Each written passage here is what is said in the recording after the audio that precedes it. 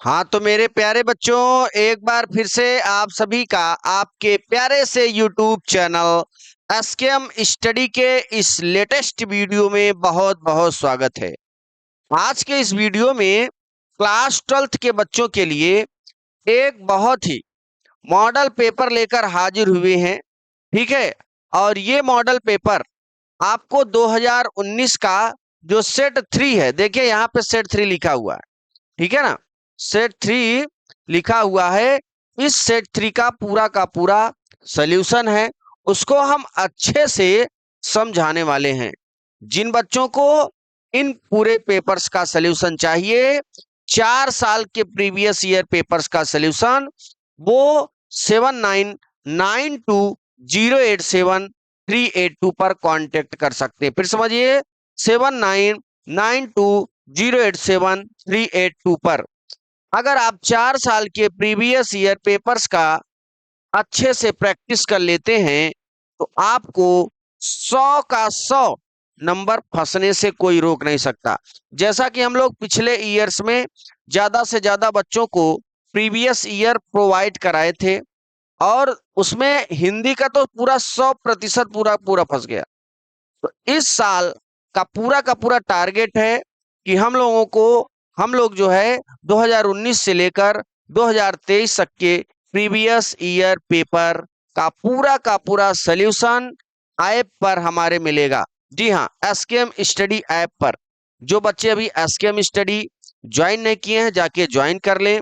साथ ही साथ जो बच्चे अभी हमारे 499, ध्यान देना, 499 वाला कोर्स जो बच्चे ज्वाइन नहीं किए हैं वो ज्वाइन कर लें, क्योंकि आने वाले 1 महीने के बाद ये प्रीवियस ईयर पेपर हमारे 499 वाले कोर्स में ज्वाइन हो जाएगा। जो बच्चे लिए हैं उनका तो ठीक है, जो नहीं लिए हैं वो जाके जल्दी से ले लें, क्योंकि बहुत ही अच्छा कंटेंट मिलने वाला है और पांचों सब्जेक्ट की पूरा का पूरा न्यू सिलेबस के अकॉर्डिंग 2023-24 के अकॉर्डिंग तैयारी करवाई जा रही है। वहां पे फिजिक्स का पूरा थ्योरी प्लस न्यूमेरिकल भी करवाया जा रहा है। ठीक है, तो चलिए हम लोग शुरू करते हैं अब यहाँ पे। ठीक है, और इसका पीडीएफ अभी आपको टेलीग्राम पर शेयर कर दिया जाएगा, तो जाके वहां से आप ले सकते हैं। ठीक है, चलिए पहला क्वेश्चन देखिए।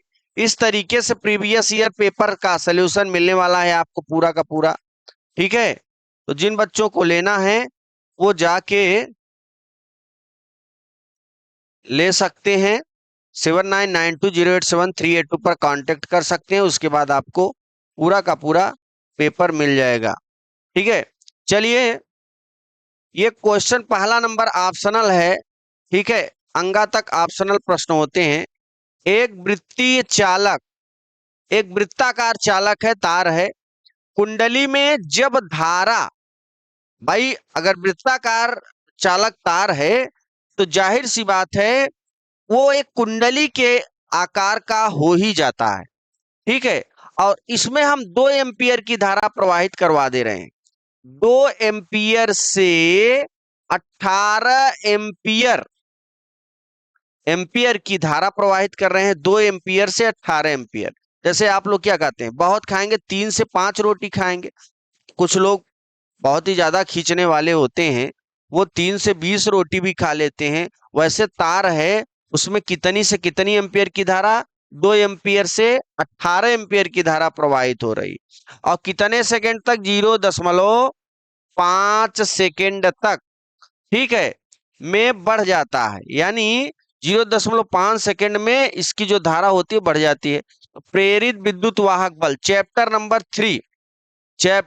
3 का ये क्वेश्चन है प्यारे बच्चों, ध्यान से समझिएगा। ठीक है, अभी चैप्टर 3 का भी 1 शॉर्ट वीडियो बहुत जल्द ही आने वाला है एसकेएम स्टडी चैनल पे। ठीक, जो बच्चे नए हैं वो जल्दी से सब्सक्राइब कर लें।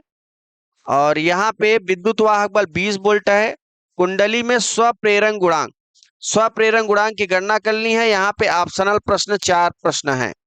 ठीक है, इन चारों में से कोई एक उत्तर होगा। अब इसके उत्तर की हम लोग देखते हैं। देखिए सबसे पहले प्रेरित विद्युत वाहक बल। ठीक है, प्रेरित विद्युत वाहक बल यहाँ पे L d i by d t, जहां एल कुंडली का प्रेरित विद्युत वाहक बल है, इसमें जो है मान रखा गया कि प्रेरित विद्युत वाहक बल जो है, प्रेरित विद्युत वाहक बल यल की वैल्यू यहाँ पे रखी गई 20। ये विद्युत वाहक बल की वैल्यू 20 है। ठीक है, उसके बाद प्रेरित विद्युत वाहक बल तो निकालना ही है। और ये जो D i by d T है ना, डी आई को क्या लिख सकते हो, डी आई को क्या लिख सकते हो, डी आई को लिख सकते हो I2 माइनस I1। ठीक है, तो यहाँ पे बड़ी धारा में से छोटी धारा यानी 18 में से 2 घटा देंगे, और जो समय है वो 0.05 सेकेंड है। ठीक, इस तरीके से 18 में से 2 घटाएंगे 20 आएगा। ओके, और यहाँ पे तिर्यक गुणा कर देते हैं प्यारे बच्चों। तिर्यक गुणा करेंगे तो ये 0.5 का गुणा 20 में हो जाएगा, और ये 18 में से 2 निकालेंगे तो 16 आ जाएगा, और ये चला जाएगा भाग में, तो यल बराबर कुछ इस तरीके से मिलेगा 20 गुणे 0.5 बटे 16। ठीक, अब इसे हल करेंगे तो 1/16 आ जाएगा। 1/16 को हल करेंगे तो आ जाएगा 0.0625 हेनरी, 0.0625 हेनरी। ठीक है, और इस तरीके से यहाँ पे हमारा आंसर आ जाएगा। और इस हेनरी को मिली हेनरी बदला गया है, तो जब हम, आप जानते हैं 1 हेनरी बराबर 10⁻³ तो इस चीज को हम 1 मिली हेनरी बदलने के लिए 1 मिली हेनरी बराबर 10⁻³ हेनरी होता है, और इसके स्थान पर मिली हेनरी रखेंगे तो आ जाएगा 62.25 मिली हेनरी, जो कि हमारा यहाँ पे ऑप्शन नंबर बी है। ठीक है ना, कौन है दोस्तों, ऑप्शन नंबर बी, यहाँ पे ऑप्शन नंबर बी ये आंसर है। ओके, चलिए नेक्स्ट क्वेश्चन क्यों बढ़ते हैं। पहले का ख, देखिए म्यू नॉट एप्सिलॉन नॉट के पावर -1/2 का मान है। ठीक है, और इतना हो सकता है, लेकिन इसे हम निकालेंगे। निकालेंगे कैसे, जरा ध्यान देना। Mu naught epsilon naught whole to the power -1/2 को, ये माइनस में है, तो जब ऊपर से नीचे ले आओगे तो हो जाएगा प्लस में, क्योंकि घात जो है प्लस में कब होगा, जब हम अंश से हर में ले आएंगे तो प्लस में हो जाएगा। और किसी की घात अगर 1/2 है, ठीक है ना, जैसे x के पावर 1/2 है तो इसे लिख सकते हैं √x। ठीक, वैसे ही म्यू नॉट एप्सिलॉन नॉट के पावर 1/2 है तो इसे लिख सकते हैं √μ0 इंटू एप्सिलॉन नॉट। उसके बाद देखिए, हम जानते हैं म्यू नॉट की वैल्यू होती है 4π इंटू 10⁻⁷, तथा एप्सिलॉन नॉट की वैल्यू होती है 1/4π इंटू 9 इंटू 10⁻9। और इन दोनों मानों को जैसे ही रखेंगे ना, इसमें हल करेंगे, 4π से कैंसिल हो जाएगा, 9 का वर्गमूल 3 हो जाएगा, 9 में से ये नीचे से ऊपर जाएगा, हो जाएगा 10⁻⁻9, 9×7=16, 10⁻⁻16। ठीक है, और 10⁻⁻16 का वर्गमूल 10⁻- आधा कर दो उसी का 8 हो जाएगा। ठीक, और 9 का वर्गमूल 3 हो जाएगा, और फिर पलटी मारोगे प्यारे बच्चों, देखो पलटी मारोगे कुछ इस तरीके से इसकी वैल्यू आ जाएगी। ठीक है, तो यहाँ देखिए इसका वर्गमूल लिया, ये नीचे ये 4π से 4π कैंसिल हो गया, किससे, 4π से 4π ये जब कैंसिल हो गया, ठीक, फिर क्या हुआ कि अंदर अंदर बाहर बाहर का गुणा किया गया। ओके, और फिर यहाँ पे ये जो है अंदर अंदर बाहर बाहर गुणा किया गया, तो देखो 1 करके है ना, तो ये चला जाएगा ऊपर और हो जाएगा √9 × 10⁻9 बटे 10⁻⁷। ठीक, अब फिर ये 10⁻⁷ को ऊपर ले जाएंगे तो 9 × 10⁻16 हो जाएगा, 9 का वर्गमूल 3 और 10⁻16 का वर्गमूल 10⁻8 हो जाएगा मीटर प्रति सेकेंड। ठीक है ना, तो 3 × 10⁸ मीटर पर सेकेंड, ये हमारा आ जाएगा ऑप्शन बी नंबर। ठीक है ना, ऑप्शन बी नंबर यहाँ पे सही है। चलिए अब आ जाते हैं पहले का ग। पहले का ग जरा समझिएगा मेरे प्यारे बच्चों। पहले का ग क्या है, किसी तार का, जरा ध्यान देना, किसी तार का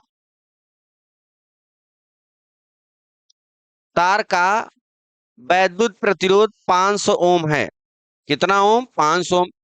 इसकी वैद्युत चालकता होगी, तो देखो सूत्र है वैद्युत चालकता को C बराबर 1 अपान वैद्युत प्रतिरोध R, और 1 अपान R की वैल्यू रखेंगे 500 ओम, और एक में 500 की भाग देंगे 0.002 ओम के पावर -1 आ जाएगा।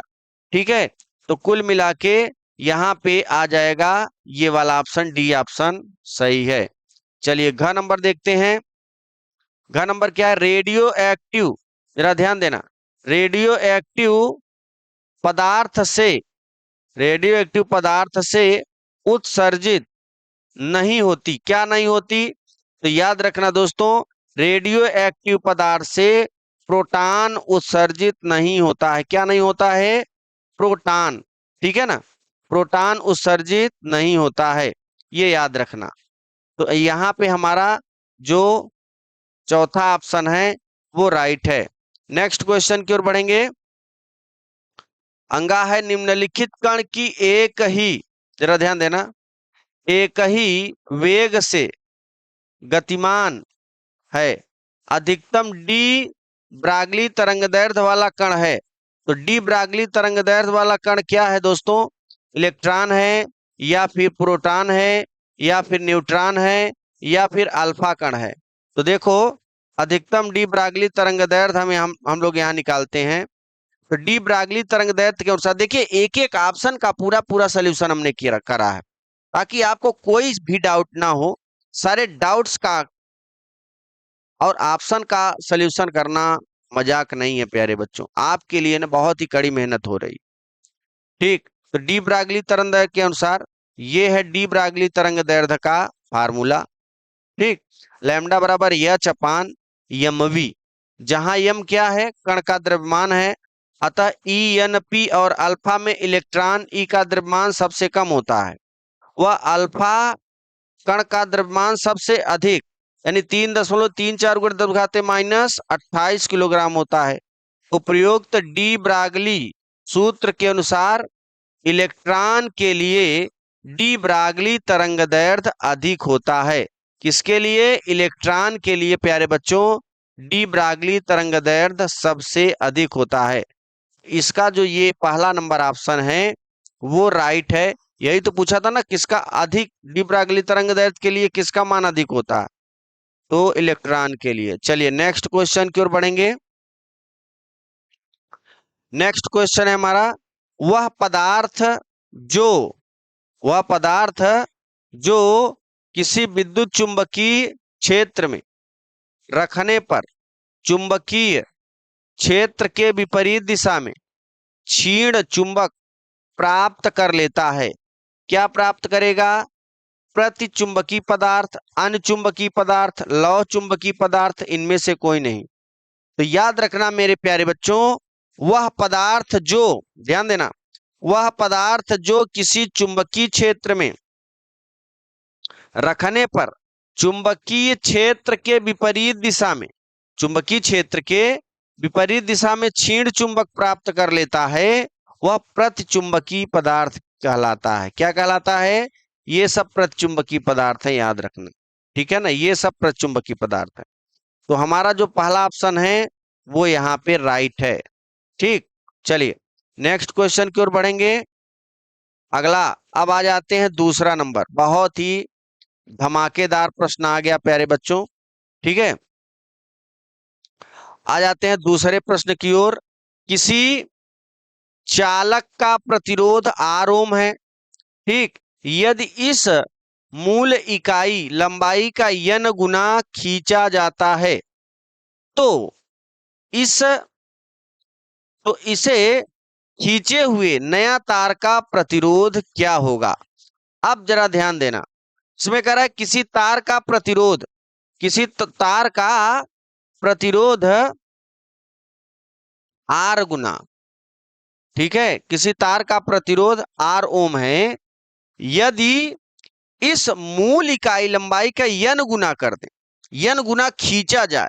जैसे कोई मूल इकाई का 2 गुना, 3 गुना, 4 गुना। ठीक, जैसे एक चीज समझ लेना, जब हम किसी तार को खींचकर 2 गुना कर देते हैं, उसका प्रतिरोध 4 गुना बढ़ जाता है। कितना गुना? 4। और अगर किसी तार का प्रतिरोध R ओम है और उसको हम खींचकर n गुना कर दे तो n गुना ही बढ़ जाएगा। ठीक है ना? तो चलिए यहाँ पे सॉल्व करते हैं। किसी तार का मूल लंबाई L है, कितना है? L है, और अनुप्रस्थ काट का क्षेत्रफल A है। तो प्रतिरोध R बराबर रो इंटू एल बाई ए, ये होता है सूत्र। R बराबर रो इंटू एल बाई ए। उसकी लंबाई कितनी बढ़ रही है? मूल लंबाई का n गुना। तो मूल लंबाई यल है, नई लंबाई जब n गुना हो जाएगी तो नई लंबाई क्या मिल जाएगी? यल डैश बराबर एन एल हो जाएगा। उस स्थिति में तार का प्रारंभिक आयतन बराबर हो जाएगा अंतिम आयतन। ठीक है ना? तार का प्रारंभिक आयतन बराबर अंतिम आयतन हो जाएगा, क्योंकि पहले जब खींचने से पहले कितना था? खींचने से पहले एल था, खींचने के बाद ए डैश एल डैश हो गया। तो एल बराबर ए डैश और एल डैश के स्थान पे एन एल रख देंगे। ठीक है, और इसे हल करेंगे तो यहां से यल, ये यल और ये यल कैंसिल हो जाएगा। ठीक, ए डैश मिल जाएगा ए बाई एन। क्या मिल जाएगा? ए बाई एन। आगे समझते हैं। फिर नए तार का प्रतिरोध आर डैश बराबर rho into L dash by A dash. इसे हल करेंगे तो आर डैश बराबर N square rho into L by A, और मान रखेंगे इसका तो हो जाएगा एन स्क्वायर रो। ठीक है, चलिए नेक्स्ट क्वेश्चन की ओर बढ़ेंगे। अब स्वप्रेरकत्व की परिभाषा। स्वप्रेरकत्व की परिभाषा क्या है प्यारे बच्चों? देखो, किसी कुंडली का, ध्यान देना, किसी कुंडली का स्वप्रेरण गुणांक अथवा अथवा स्वप्रेरकत्व उस प्रेरित विद्युत वाहक बल के संख्यात्मक मान के बराबर होता है, जो कि उसकी कुंडली में धारा परिवर्तन की दर एकांक होने पर उत्पन्न होता है। इसका मात्रक हेनरी होता है। क्या होता है? हेनरी। ठीक है ना? स्वप्रेरकत्व का मात्रक हेनरी, जैसा कि अभी ऑप्शन फर्स्ट में ही था। ठीक है ना? तो ई बराबर क्या होता है? ई बराबर होता है विद्युत वाहक बल ई बराबर minus L d i by d T हो जाएगा। ठीक, यही है स्वप्रेरकत्व की परिभाषा। 2 नंबर का पूछा जाता है यहाँ, यानी उसकी परिभाषा पूछेगा, सूत्र, तो 2 नंबर आपको मिलेगा। चलिए नेक्स्ट क्वेश्चन है निर्वात में, जरा ध्यान देना। निर्वात में एक आवर्त वैद्युत चुंबकीय तरंग के चुंबकीय क्षेत्र वाले भाग का आयाम बी नाट बराबर 510 नैनो टेस्ला है। तरंग के विद्युत क्षेत्र वाले भाग का आयाम क्या होगा? ठीक है ना? तो यहाँ देखिए बी नाट की वैल्यू 500 नैनो टेस्ला है, और 1 नैनो टेस्ला बराबर होता है 10⁻⁹ टेस्ला। तो यहाँ पे 510 नैनो टेस्ला को टेस्ला में बदलेंगे, 510 गुणे 10⁻⁹ टेस्ला हो जाएगा। इस तरीके से एक सूत्र होता है प्यारे बच्चों, C बराबर ई नाट बाई बी नाट। ठीक है ना? ई नाट बाई बी नाट से हमें तो निकालना है ई नाट की वैल्यू। तो हम क्या करेंगे, ये सूत्र को तीर्य गुणा कर देंगे। तीर्य गुणा करेंगे तो यहाँ पे आ जाएगा ई नाट बराबर सी इंटू बी नाट, और इस तरीके से मान रखेंगे।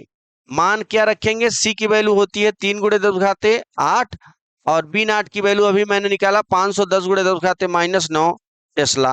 ठीक, और इसमें गुणा करेंगे तो आ जाएगा 153 nano newton coulomb, sorry newton coulomb आ जाएगी, क्योंकि ये विद्युत क्षेत्र की तीव्रता का मात्रक होता है न्यूटन प्रति कूलाम।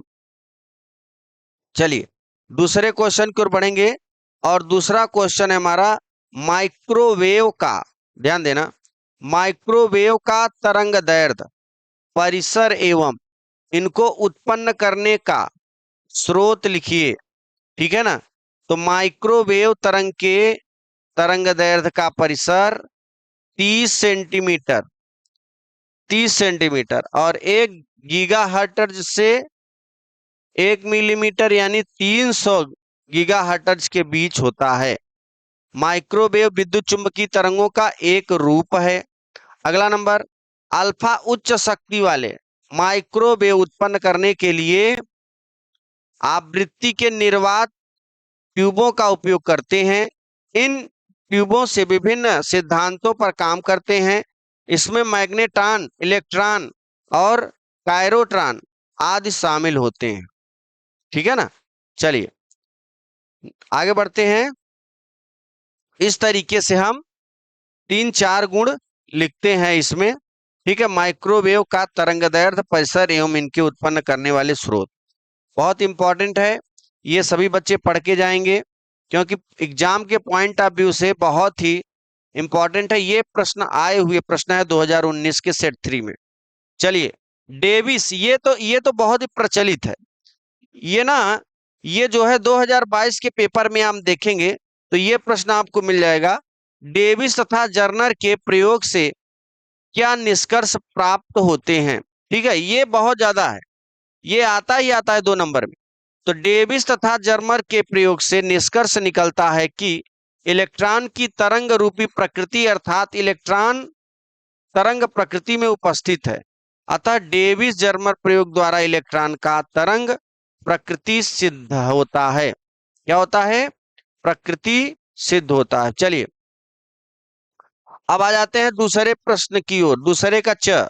ठीक है ना, दूसरे का च देखिए। दूसरे का च में क्या है, जरा ध्यान देना।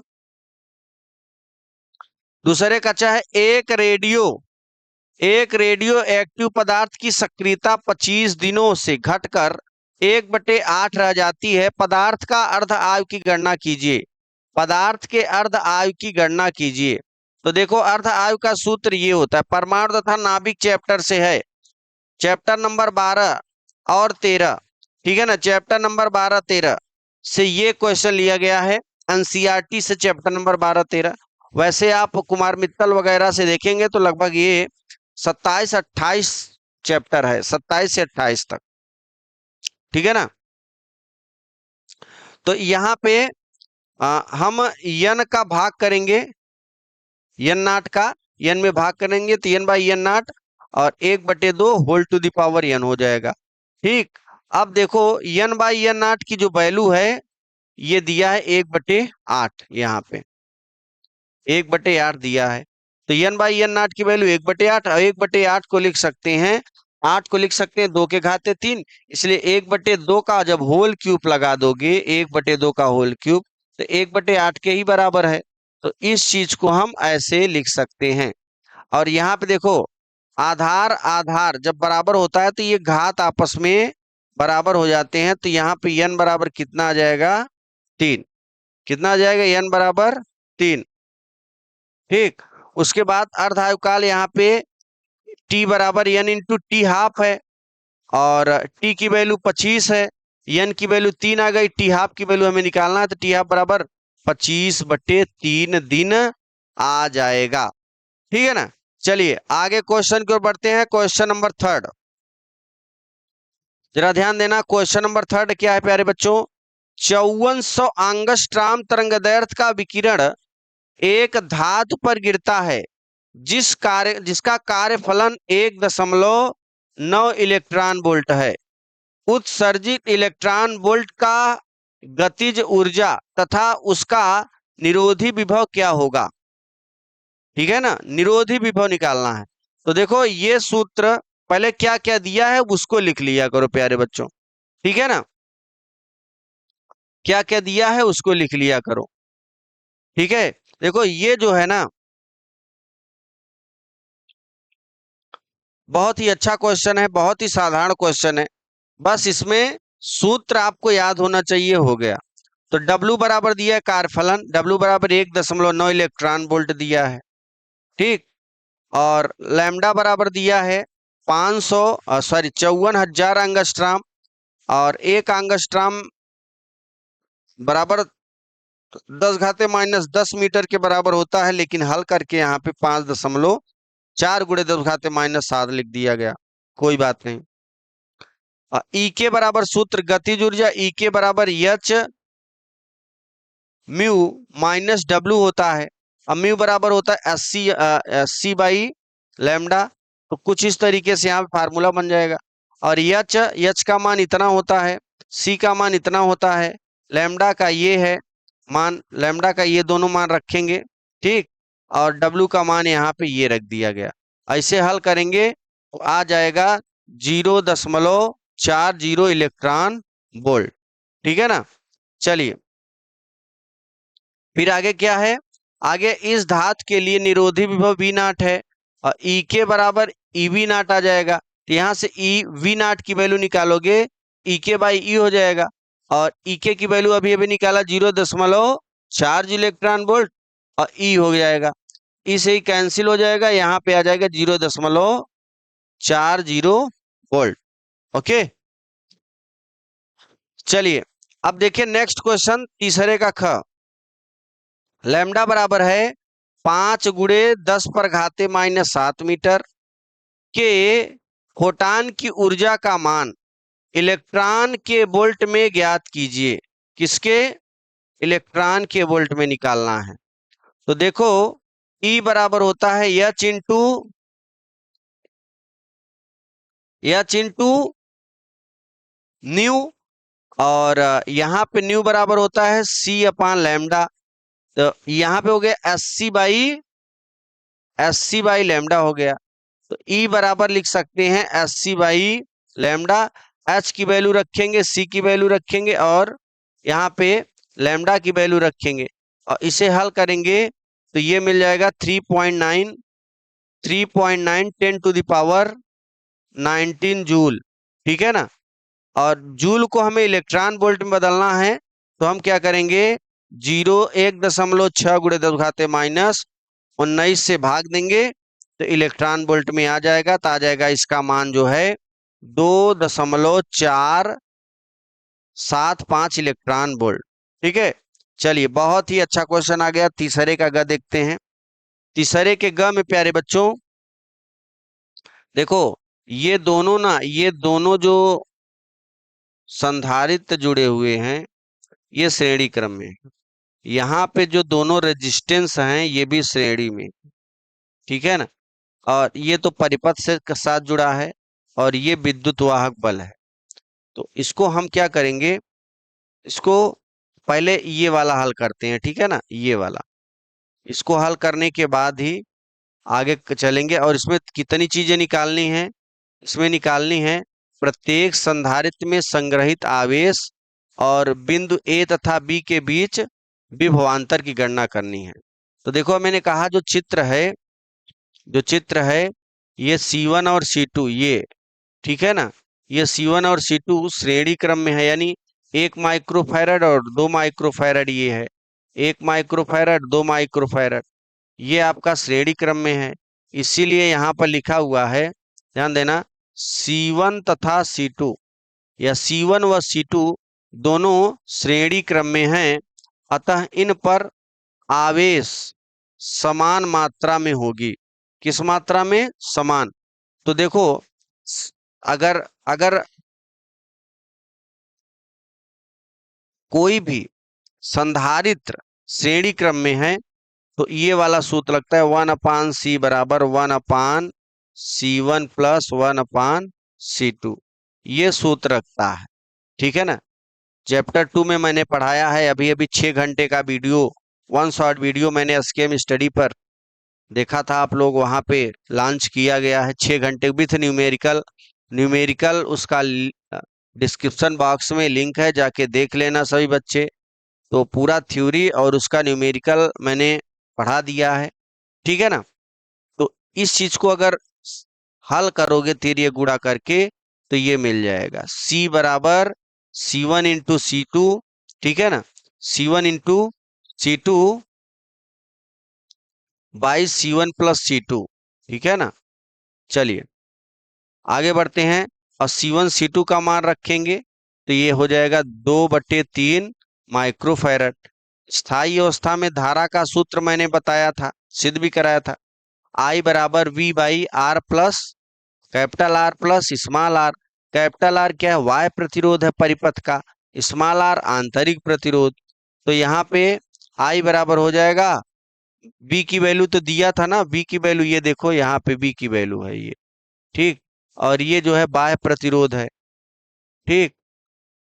ये सेल का प्रतिरोध है, ये आंतरिक प्रतिरोध है ये, और ये दोनों बाह्य प्रतिरोध है। तो बाह्य प्रतिरोध 6 3 9, 9 ओम तो बाह्य प्रतिरोध हो गए और आंतरिक प्रतिरोध 1 ओम हो गया। तो इस तरीके से हम आगे रखेंगे इसी में। तो देखो बाह्य प्रतिरोध 6 और 3 9, आंतरिक प्रतिरोध केवल 1 ओम था। और इसे हल करेंगे तो आ जाएगा आई बराबर 1.2 एम्पियर, ठीक है ना। चलिए अब आगे देखते हैं। आगे अगर ओम का नियम लगाओगे तो V बराबर हो जाता है आई आर, ठीक है ना। क्या हो जाता है? V बराबर आई आर। आई की वैल्यू 1.2 और आर की वैल्यू 9 है। तो हल करोगे 10.8 वोल्ट आ जाएगा। अब देखो पहला नंबर क्या निकालने के लिए? संयोजन में कुल आवेश कहा था निकालने के लिए। Q बराबर होता है CV। C की वैल्यू है 2/3 निकाले थे श्रेणी क्रम में। और V की वैल्यू अभी अभी ऊपर निकाला 10.8 यहाँ रखेंगे, हल करेंगे आ जाएगा Q बराबर 7.2 माइक्रो कूलाम। दूसरा नंबर वोल्टेज कहा था निकालने के लिए, तो VA बराबर Q बाई C1। अलग अलग पहले निकालेंगे फिर जोड़ देंगे फिर घटा देंगे वोल्टेज, ठीक है ना। तो V बराबर Q बाई C से VA बराबर Q बाई C1 मान रखेंगे, आ जाएगा 7.2 वोल्ट।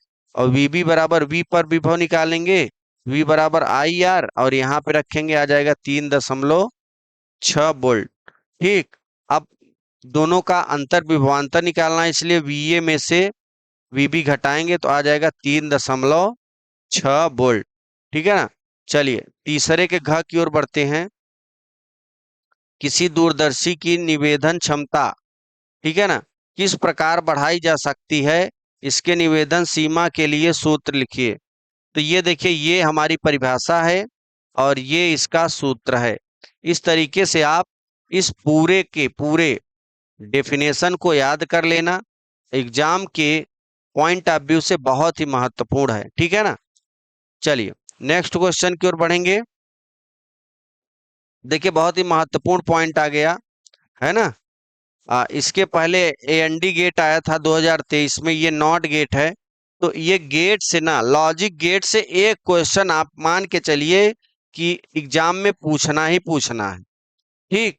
इसलिए आप लोगों से अनुरोध है कि चैप्टर नंबर 14 अर्धचालक, चैप्टर नंबर 14 से आप जरूर पढ़िएगा, ठीक। और उसमें बहुत ही अच्छा नंबर पूछते हैं लास्ट चैप्टर से, ठीक। तो यहाँ पे देखिए नॉट गेट का प्रतीक, जरा ध्यान देना, नॉट गेट का प्रतीक बुलियन व्यंजक तथा इसकी सत्यता सारणी दीजिए। तो नॉट गेट में युक्त केवल एक निवेशी ए तथा एक निर्गत वाई होता है। इसका बुलियन व्यंजक वाई बराबर ए बार होता है। ए बार का मतलब है कि जैसे देखो, इसको इरेज कर देते हैं फिर समझाते हैं आप लोगों को, ठीक है ना। चलिए अब आगे देखिए, यहाँ पे ए बार का मतलब क्या होता है समझिएगा। जैसे ए पर अगर, जैसे यहाँ पे जीरो का मतलब क्या होता है? जीरो का मतलब होता है आप, और ए का मतलब आन होता है, ठीक। और यहाँ पे जो बुलियन व्यंजक है, तो यहाँ पर अगर जीरो रखोगे तो ए बार की वैल्यू 1 मिल जाएगी। यानी वाई की वैल्यू अगर हम आप रखेंगे तो ए बार की वैल्यू ऑन हो जाएगी। तो याद रखना जब भी गेट में इस तरीके से, और उसका प्रतीक ये है, ठीक है ना। नॉट गेट का प्रतीक यही है, देखो and gate, not gate, and gate, nand gate, ये सारे गेट का प्रतीक अलग अलग होता है। प्रतीक और बुलियन व्यंजक ये अगर आपको याद है तो आप बढ़िया अच्छा नंबर ले सकते हो, ठीक है ना। तो सतता सारणी समझिएगा, जब हम ए की वैल्यू 0 रखेंगे तो ए बार की वैल्यू 1 मिलेगी, क्योंकि यहाँ पे अगर आप रखोगे तो इसकी वैल्यू ऑन हो जाएगी, और यहाँ पे आन रखोगे तो इसकी वैल्यू आप हो जाएगी। यही है हमारी सततता सारणी। ठीक है ना। नेक्स्ट क्वेश्चन की ओर बढ़ेंगे। ट्रांसफार्मर से तो क्वेश्चन आना ही आना होता है। ठीक है ना। अगर ट्रांसफार्मर बनाने के लिए नहीं आया तो उसका न्यूमेरिकल जरूर पूछेगा आपसे। ठीक। तो एक ऊंचाई ट्रांसफार्मर में प्राथमिक तथा द्वितीय कुंडली के फेरों की संख्या का अनुपात दिया है, 1:200 है।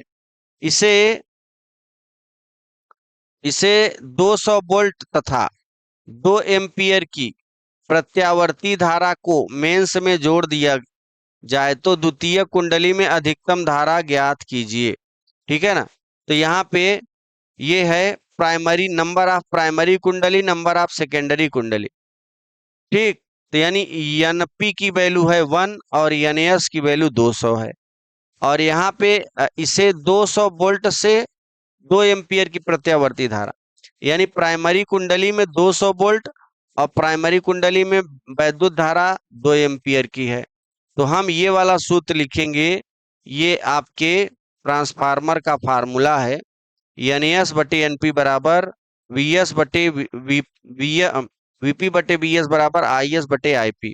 यहाँ से हमें वीएस की वैल्यू निकालनी है तो एनएस बटे एनपी गुणिते वीपी हो जाएगा। और इसमें सारे मानों को जब रखोगे तो वीएस की वैल्यू क्या आ जाएगी, 40,000 वोल्ट आ जाएगी। फिर हमें आईएस की वैल्यू निकालनी है। आईएस बराबर हम ये सूत्र, वही जो सूत्र है ना, वही आईएस बराबर भी निकाल लेते हैं। यानी इन दो मानों को हम ले लेते हैं, ये वाला और ये वाला, दो मान लेंगे, दोनों को बराबर कर देंगे और यहाँ से सेकेंडरी कुंडली में धारा की वैल्यू हमें निकालनी है। आईएस का मतलब सेकेंडरी कुंडली। यहाँ पे एनपी की वैल्यू रखा और एनएस की वैल्यू रखा, तो ये हो गया हमारा। और आईपी की वैल्यू हल करेंगे तो आ जाएगा 0.1 एम्पियर। ठीक है ना। चलिए अब आ जाते हैं प्रिज्म में। प्रिज्म में किसी प्रिज्म के लिए आई माइनस डेल्टा, आई क्या है, आपतन कोण, डेल्टा क्या है, विचलन कोण, वक्र खींचिए तथा इसमें न्यूनतम विचलन कोण प्रदर्शित कीजिए। सिद्ध कीजिए कि प्रिज्म के माध्यम का अपवर्तन विचलन कोण इतना होगा। ये बहुत ही आसान है। ठीक है ना। जो बच्चे अभी तक इसको नहीं देखे वो जाके एसकेएम स्टडी यूट्यूब चैनल पर जाएं। ठीक है। और प्लेलिस्ट में सारी चीजें पड़ी हुई हैं, आप देख सकते हैं। मैंने वहां पे इसको सिद्ध कराया है आसानी से। ठीक है ना। चलिए, तो ये छोटी मोटी बातें लिखी हुई हैं, इसको हम ध्यान ना देते हुए वक्र देखो। वक्र कैसे निकालोगे, ये आपतन कोण x अक्ष पर लेते हैं और विचलन कोण y अक्ष पर। तो यहाँ पर एक हमें परवलय प्राप्त होता है। क्या प्राप्त होता है, परवलय। और ये जो इस तरीके से बने हुए हैं ना, इसको जरूरी नहीं है बनाना, बस आप एग्जाम में ऐसे दो लाइन खींचना। ठीक। ये मान लेना x अक्ष ये वाला, और ये मान लेना y अक्ष। ओके। और फिर जो है यहाँ पे ये x पे आपतन कोण और यहाँ पे ये है विचलन कोण, और कुल मिला के यहाँ पे एक इस तरीके से परवलय बना दोगे, बस ज्यादा कुछ करने की जरूरत नहीं है। ठीक है ना। देखो इसका ये जो सूत्र मैंने सिद्ध करा है, जिसको अच्छे समझना है वो जाके प्लेलिस्ट में देख सकते हैं। वहां पे पूरा का पूरा सूत्र मैंने डिस्क्रिप्टिव तरीके से समझाया हुआ है। ठीक है। चलिए नेक्स्ट क्वेश्चन देखते हैं। रेडियो एक्टिव विघटन संबंधी रदरफोर्ड तथा सोडी के नियम लिखिए तथा सिद्ध करिए कि n बराबर n नॉट e के पावर माइनस लैम्डा टी, जहां संकेत के सामान्य अर्थ हैं। यानी रदर तथा सोडी के नियम, रदर तथा सोडी के नियम से अगर यहाँ पे हम बात करें, यहाँ पे रदरफोर्ड व सोडी के अनुसार minus d N by d t is proportional to N, और जैसे ये प्रोपोर्शनल हटेगा एक कांस्टेंट मिलेगा माइनस लैम्डा। इसे हम समीकरण 1 नाम दे देते हैं। कितना नाम, 1।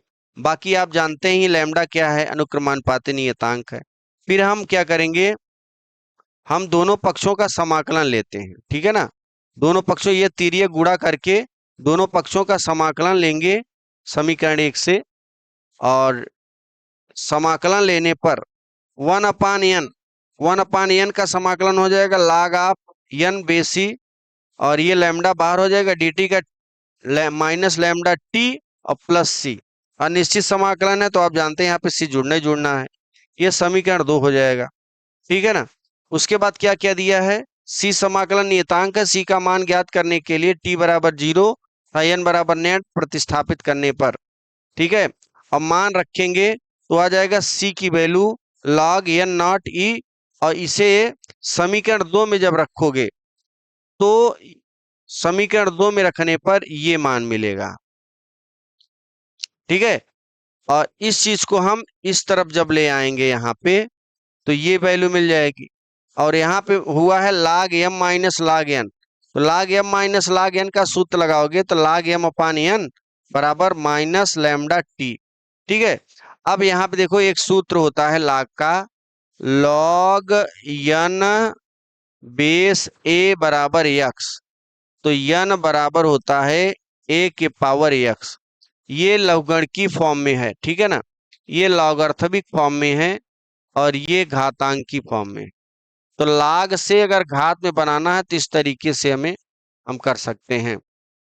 फिर देखिए, तो ये log से घात में बना है, फिर तिर्यक गुणा की n बराबर n नॉट ई के पावर माइनस लैम्डा टी, और ये हो जाएगा समीकरण 3।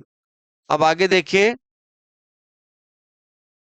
किरचॉफ के विद्युत परिपथ संबंधी नियमों की सहायता से, ठीक है, संतुलन अवस्था में व्हीट स्टोन सेतु के लिए P बाई क्यू तथा P बाई क्यू बराबर R बाई एस प्राप्त कीजिए, जहां P कामा क्यू R तथा S चारों भुजाओं के प्रतिरोध हैं, ठीक है ना।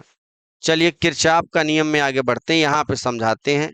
ई जोनी कचड़ा है ना, एग्जाम में इसको नवे लिखना तभी सभी, अब इसलिए मैंने लिखा है यहाँ पे ताकि आप लोग को समझाया जा सके। इन सब चीजों को लिखने में आपका बेफजूल का टाइम वेस्ट होगा। आप डायरेक्ट चित्र बनाओ और डायरेक्ट सॉल्यूशन करना चालू करो, डेरिवेशन, ठीक। तो देखो बंद पास का नियम यहाँ लगा, किरचॉफ का दूसरा नियम। किरचॉफ का दूसरा नियम क्या है प्यारे बच्चों, ध्यान देना। ये किरचॉफ का दूसरा नियम क्या है, तो किरचॉफ का दूसरा नियम है, जरा ध्यान देना, बंद पास का नियम।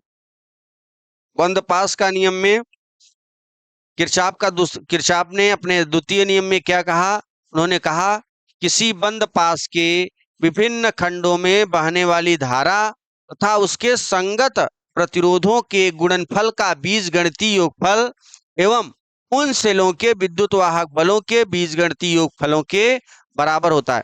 यानी इन्होंने ये सूत्र दिया था, सिग्मा आई आर बराबर होता है सिग्मा ई। जो भी मैंने बोला उसी को हम इस चीज में लिख सकते हैं, ठीक है ना। तो चलिए यहाँ पे बंद पास क्या है, ए बी डी ए। भाई कोई चीज बंद कब होगा, जब ए से चालू बी पे जाएंगे, और ए से बी, फिर बी से डी, और फिर डी से ए, ठीक है ना। इस तरीके से तभी तो बंद होगा ना, तार से तभी तो घिरेगा ये। तो ये बंद पास हो गया। अब आगे देखिए, तो बंद पास यहाँ पे A B D A B D A में, अब देखो बंद पास ए से बी जा रहा है, धारा भी जा रही है, यहाँ देखो यहाँ पे धारा भी किधर जा रही है, ए से बी की ओर, और सूत्र क्या कहता है, आई आर। तो ये ए से लेकर बी के बीच में धारा I1 है और प्रतिरोध P है, तो यहाँ पे देखो I1 P का गुणा हो जाएगा। फिर बी से लेकर, ध्यान देना, बी से लेकर डी के बीच में कुछ नहीं है, कुंजी है, तो चलो छोड़ते हैं। फिर आते हैं डी से ए की ओर, डी से ए की ओर जब आए तो धारा ए से डी की ओर आ रही है, और बंद पास जा रहा है इस तरफ, तो धारा के विपरीत दिशा में बंद पास जा रहा है, इसलिए यहाँ पे जो चिन्ह होगा माइनस हो जाएगा।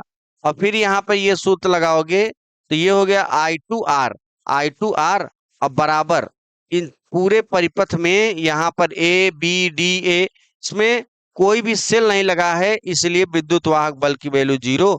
और इसको इस तरफ पक्षांतर करेंगे, I1 P बराबर I2R, ये हो जाएगा समीकरण 1। ठीक है, चलिए अब दूसरा परिपथ लेते हैं। दूसरा लेते बी, देखो बंद पास बी सी डी बी में, ठीक है ना, बी सी डी बी में। अब यहां से देखिए बी से सी की ओर धारा जा रही है। कहाँ जा रही? बी से सी की ओर। और हम किधर आ रहे हैं? बी से सी की ओर आ रहे हैं। फिर सी से डी की ओर हम आ रहे हैं और धारा जा रही है डी से सी। तो पहले इधर वाले से मिलते हैं। इधर वाले से जब मिलेंगे तो यही सूत्र लगाना, ठीक है, आई आर बराबर सिग्मा ई। तो बी से सी की ओर जब आए तो इस बी और सी के बीच में धारा क्या है?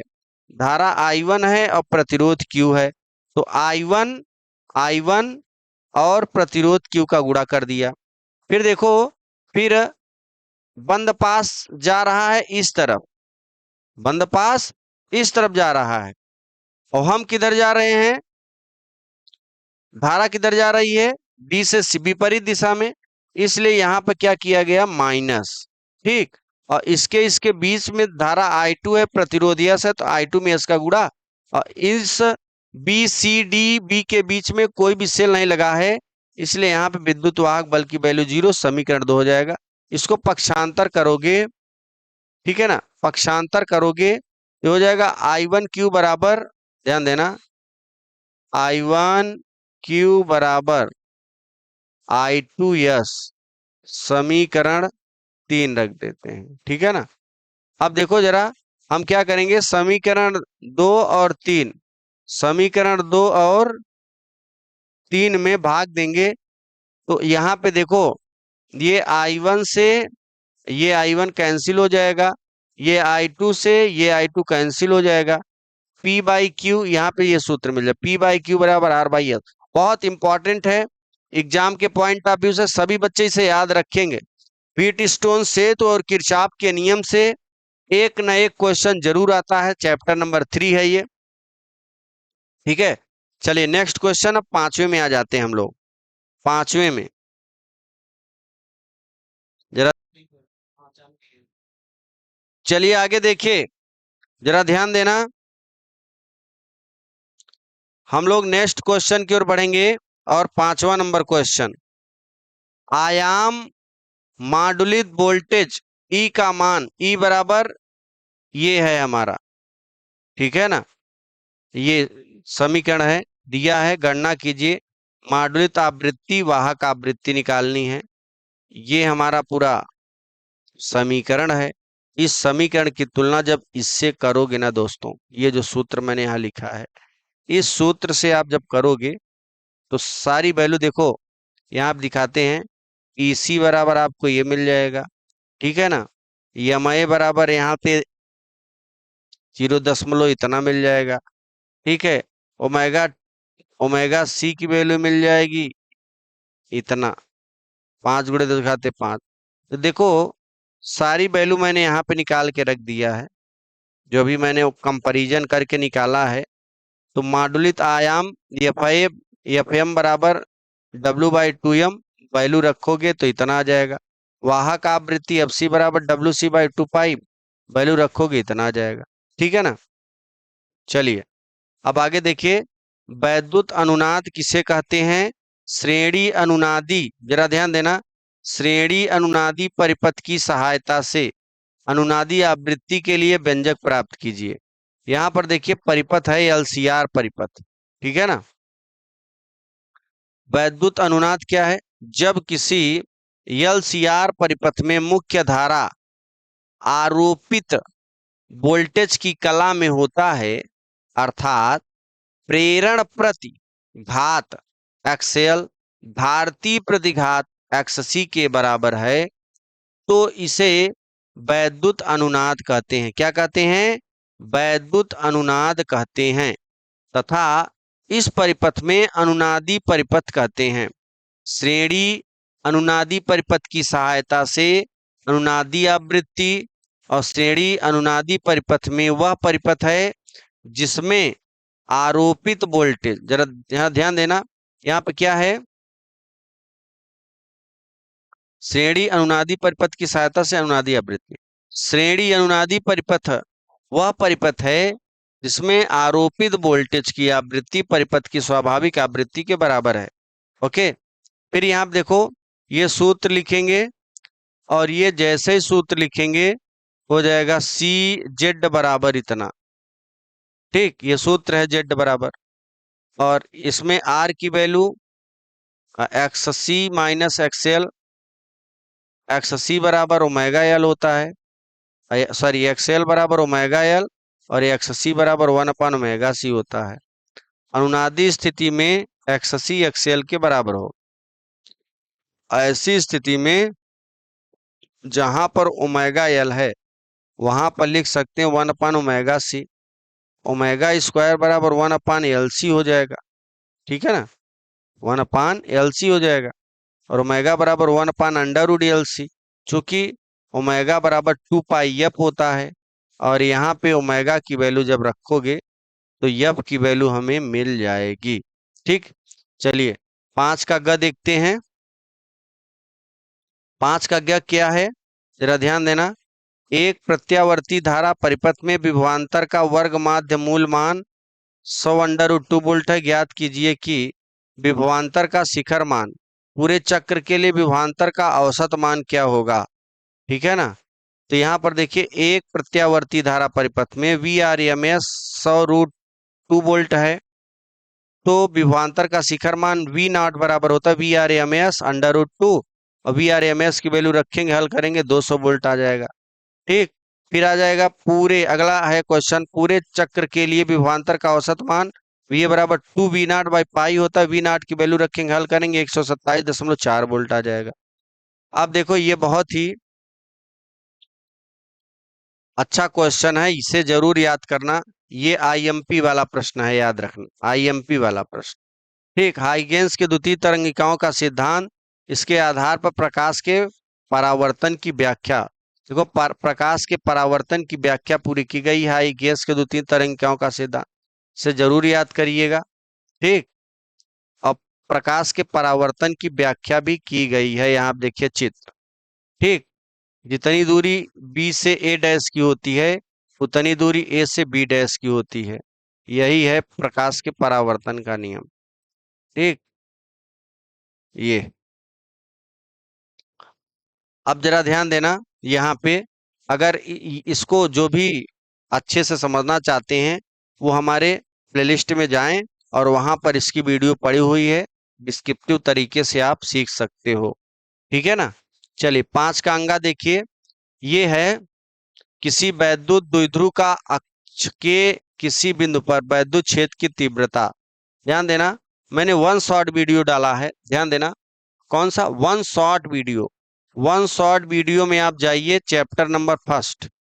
ठीक है, चैप्टर नंबर फर्स्ट में वहां पे जाके आप पूरे 9 घंटे की क्लास लगी हुई है, उसमें जाके ये अक्षीय स्थिति में वैद्युत क्षेत्र की तीव्रता, ठीक है, अच्छे तरीके से समझ लीजिएगा। ठीक, चलिए आगे बढ़ते हैं। अच्छा, ये जो क्वेश्चन है प्लेलिस्ट में मिल जाएगा, आप जाके देखिए 9 घंटे की क्लास, और वहां पे प्लेलिस्ट में भी है, देख सकते हैं। ठीक है, चलिए ये देखो, ये एग्जाम के दृष्टिकोण से बहुत ही महत्वपूर्ण है, इसे ना आप सभी लोग जरूर तैयार करिएगा। ठीक, चैप्टर नंबर 10 है प्रकाश के व्यतिकरण संबंधी यंग के प्रयोग के सिद्धांत को समझाइए, फ्रिंज की चौड़ाई के लिए व्यंजक। ठीक है ना, और एक तो होता है द्विझिर्री प्रयोग और एक होता है एकल झिर्री प्रयोग, इसको भी मैंने अच्छे से समझाया है। अब यहाँ पे तो चित्र बना हुआ है, लेकिन अगर आप अच्छे समझना है तो प्लेलिस्ट में ये इसका वीडियो पड़ा हुआ है, वहां पे जाके देखिए और इसे अच्छे से समझ सकते हैं। ठीक है, इसके बारे में डिस्क्रिप्टिव तरीके से वहां पे बताए हैं। चलिए नेक्स्ट क्वेश्चन देखिए, ये चैप्टर नंबर 14 है, चैप्टर नंबर 14, और इसमें डायोड के देखो, ठोसों में उपस्थित ऊर्जा बैंडों के नाम लिखिए, और पीएन संधि डायोड पूर्ण तरंग दिष्टकारी के रूप में कैसे प्रयुक्त होता है, सरल परिपथ बनाकर इसकी कार्यविधि समझाइए। ठीक है ना। तो यहाँ आप देखिए 3 बैंड होते हैं। कितने बैंड? 3 बैंड। ये देखो, संयोजी बैंड, चालन बैंड, ठीक है, ऊर्जा बैंड। तो ये पीएन संधि डायोड पूर्ण तरंग दिष्टकारी के रूप में, तो पूर्ण तरंग दिष्टकारी के रूप में 2 संधि डायोड D1 तथा D2 प्रयोग किए जाते हैं। पूर्ण तरंग दिष्टकारी में क्रिया में निवेशी वोल्टेज के दोनों अर्धचक्रों के समय निर्गत धारा एक ही दिशा में प्राप्त होती है। इसे एक डायोड तरंग के पहले आधे चक्र तथा दूसरे डायोड तरंग के दूसरे आधे चक्र का दिष्टकरण होता है। ठीक है। तो देखो, आप ना एग्जाम में चित्र बनाइएगा पीएन संधि डायोड का इस तरीके से। उसके बाद जैसे जैसे आप बनाओ वैसे वैसे उसके बारे में लिख दो। अब ये कि नहीं है जितना मैंने यहाँ पर लिखा है आप यही छापो, ऐसी कोई बात नहीं है। आप पहले सारे चैप्टर को कवर करिए, पूरा का पूरा चैप्टर, चैप्टर नंबर 1 से लेकर चैप्टर नंबर 14 तक। उसके बाद ये आपको समझ में आ जाएगा। फिर आप जिस तरीके से आप फिगर बनाओ उसी तरीके से आप पूरा अपने भाषा में लिखकर चले आओ। पूरा आपको 5 नंबर लेने से कोई रोक नहीं सकता। 5 नंबर आपको एग्जामिनर दे ही देगा। ठीक है, ये देखो मैंने जो अपने भाषा में लिखा है, आप अपने भाषा में इसे लिख सकते हैं। ठीक। फिर इसे देखिए, निवेशी वोल्टेज, ये एसी वाली वोल्टेज की धारा है और ये डीसी डायरेक्ट करंट है। ठीक है ना। चलिए क्वेश्चन नंबर 8 में चलते हैं। गॉस के नियम में, गॉस के नियम में ये गॉस का दूसरा नियम है। अनंत विस्तार समतल चादर के निकट बिंदुओं पर विद्युत क्षेत्र की तीव्रता, तो किसी बंद पृष्ठ से गुजरने वाला विद्युत फ्लक्स पाई ई उस पृष्ठ द्वारा परिबद्ध कुल आवेश Q का 1/ε0 गुना होता है। देखो इस चीज को मैंने ना चैप्टर फर्स्ट के 1 शॉर्ट वीडियो में अच्छे तरीके से समझाया है।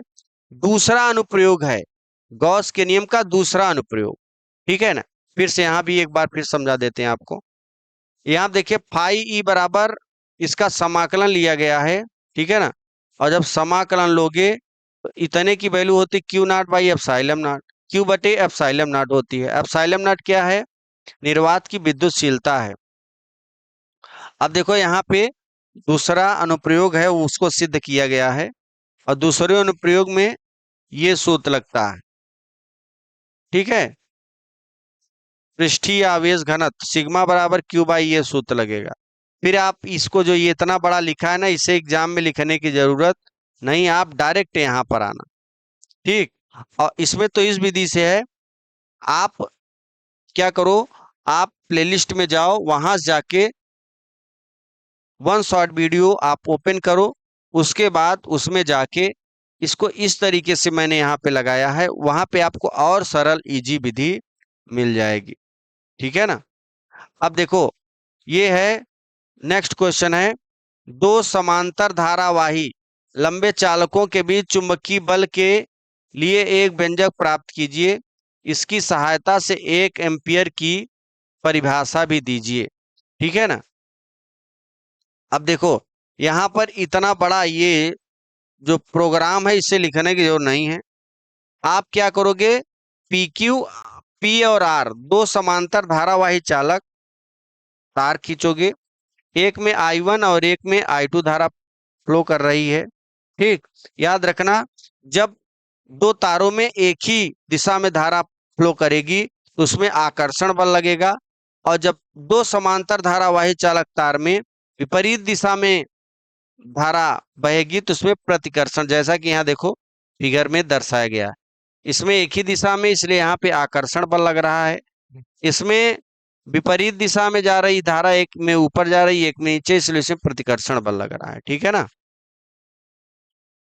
तो यहाँ पे B1 बराबर μ0I/2πr, और इस तरीके से F बराबर IBL सूत्र से लिखेंगे तो F बराबर हो जाएगा I2BL साइन, और यहाँ से B की वैल्यू ये रखेंगे, हल करेंगे तो ये मिल जाएगा। ठीक। और F के नीचे ये L चलाएगा नीचे। ठीक।